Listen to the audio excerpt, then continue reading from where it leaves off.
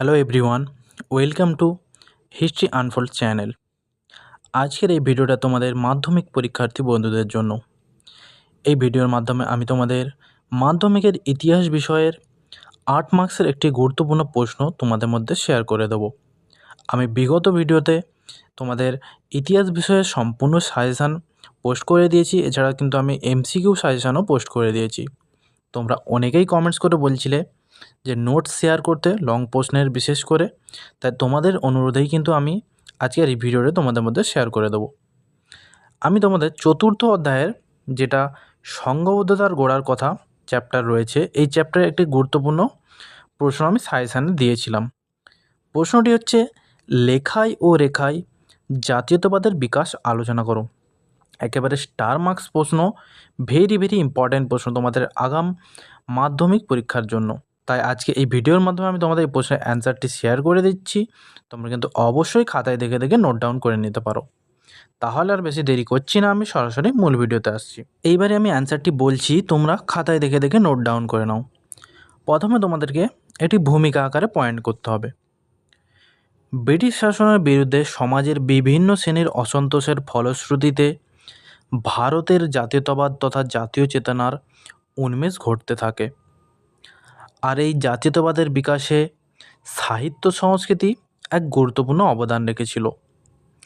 বিভিন্ন সাহিত্যিক ও শিল্পী তাদের লেখনী ও চিত্রকলার দ্বারা ভারতীয় মনে জাতীয় চেতনার উন্মেষ ঘটিয়েছিল। এটা ছিল তোমাদের ভূমিকা।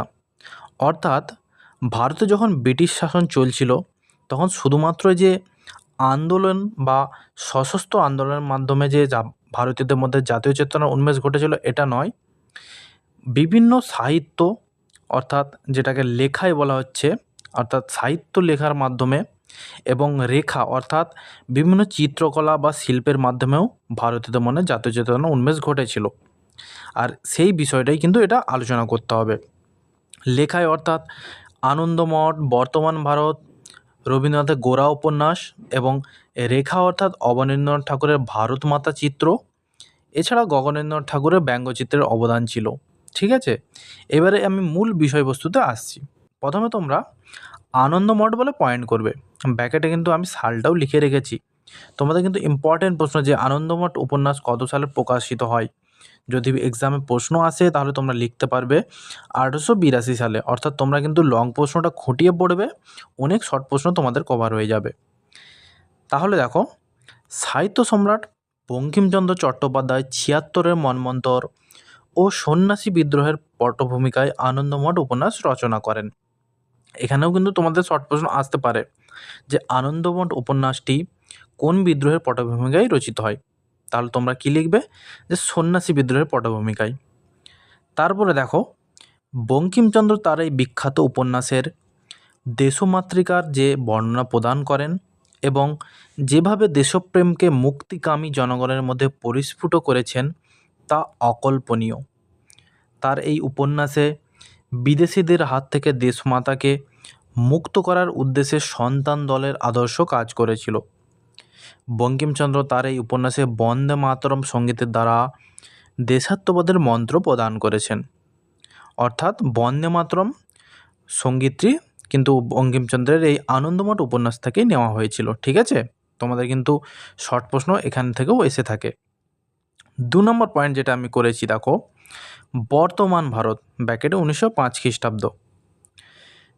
বিশ্ববরেণ্য ভারত সন্ন্যাসী স্বামী বিবেকানন্দ রচিত বর্তমান ভারত গ্রন্থটি আকারে ক্ষুদ্র, স্বামী বিবেকানন্দের জীবনের মতোই সংক্ষিপ্ত এবং তার জীবনের মতোই শক্তি ও সম্ভাবনায় স্পন্দিত। এই গ্রন্থে স্বামীজি ভারত ও বিশ্বের ইতিহাস মন্থন করে ইতিহাসের গতি প্রকৃতি সম্পর্কে তার ধারণাকে সঙ্গত আকারে প্রকাশ করেছেন। তিনি ভারতীয় যুব সমাজকে তার লেখার মাধ্যমে উদ্বুদ্ধ করেছেন। এছাড়া তিনি পিছিয়ে পড়া শ্রেণীর শূদ্রদের মধ্যে সমাজ সাম্রাজ্য পরিচালনার সুদৃষ্ট রূপে তুলে ধরতে সচেষ্ট হয়েছেন। 2টি পয়েন্ট বলে দিয়েছি। তারপর দেখো, রবীন্দ্রনাথ ঠাকুরের গোরা উপন্যাস। ভারতীয় সাহিত্যের সর্বোজ্জ্বল নক্ষত্র, নোবেলজয়ী বিশ্বকবি রবীন্দ্রনাথ ঠাকুরের লেখা উজ্জ্বলতম দৃষ্টান্ত হলো গোরা। রবীন্দ্রনাথ তার বিভিন্ন রচনার মাধ্যমে ভারতীয়দের মধ্যে দেশপ্রেম ও জাতীয়তাবাদ জাগরণের এক মঞ্চ প্রস্তুত করেছিলেন। তিনি সাধারণ মানুষের মধ্যে ভারতবর্ষে প্রকৃত সত্যের পরিচয় ও দেশপ্রেমের আদর্শ তুলে ধরার মাধ্যমে ভারতবর্ষ তথা বাংলাকে বিশ্বের জনমানুষের কাছে জ্যোতির্ময়ী করে তুলেছিলেন। ঠিক আছে? এই ছিল তোমাদের লেখার মাধ্যমে, অর্থাৎ বিভিন্ন উপন্যাসের মাধ্যমে ভারতীয় জাতীয়তাবাদের বিকাশ। পরবর্তী যে দুটি পয়েন্ট বলবো সেটা রেখা অর্থাৎ চিত্রের মাধ্যমে পয়েন্ট করবে তোমরা ভারত মাতা। ঠিক আছে? শুধুমাত্র লেখার মাধ্যমে নয়, রেখার দ্বারাও জনমানুষের মধ্যে জাতীয়তাবাদের বিকাশ তা বাস্তব ক্ষেত্রে তুলে ধরেছিলেন অবনীন্দ্রনাথ ঠাকুর।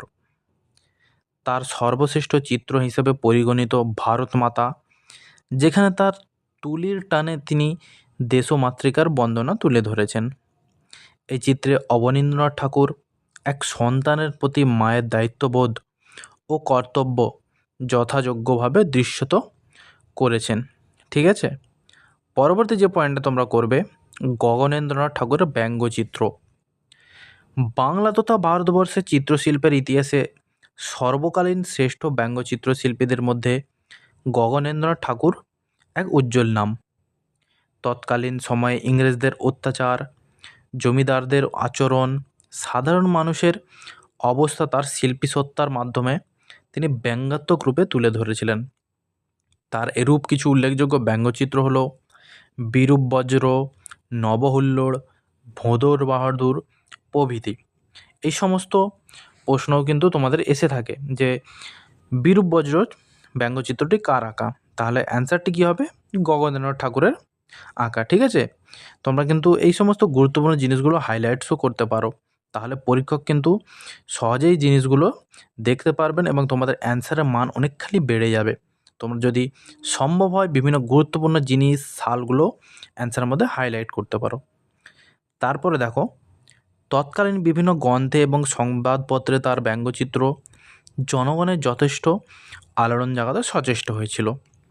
তাহলে এই দুটি ছিল রেখার মাধ্যমে। ঠিক আছে? এবারে তোমরা একটা মূল্যায়ন করবে। ঠিক আছে? মূল্যায়নের যেভাবে লিখেছি আমি, তোমরা নোট ডাউন করে নাও।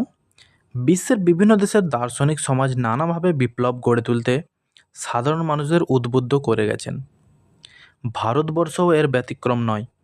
ভারতীয় স্বাধীনতা সংগ্রামের বিকাশের প্রাক্কালে ভারতীয় বুদ্ধিজীবী সমাজ ও লেখক সাধারণ জনগণের অর্থাৎ মানুষের মধ্যে তাদের দায়িত্ববোধ, কর্তব্য সুনির্দিষ্টভাবে তুলে ধরতে সক্ষম হয়েছিলেন, যার ফলস্বরূপ একের পর এক বৈপ্লবিক আন্দোলনের মাধ্যমে আজকে আমরা স্বাধীন ভারতবর্ষে বসবাসের সুযোগ লাভ করেছি। এই ছিল তোমাদের মূল্যায়ন এবং সম্পূর্ণ উত্তরটিও আমি শেয়ার করে দিয়েছি। তাহলে তোমরা কিন্তু অবশ্যই এই প্রশ্নটি খাতায় নোট ডাউন করে প্র্যাকটিস করতে থাকো আগে ভাগে, এবং পরবর্তী তোমরা কোন অ্যান্সারের ভিডিও চাও কিংবা কোন ভিডিও চাও বেশি বেশি কমেন্টস করে জানাও। তোমরা কিন্তু বেশি বেশি কমেন্টস করলেই কিন্তু আমি তোমাদের কমেন্টের রেসপন্সের ভিত্তিতেই অ্যান্সারগুলি তোমাদের মধ্যে শেয়ার করতে থাকবো। তাহলে দেখা হচ্ছে তোমাদের সাথে পরবর্তী কোনো ভিডিওতে।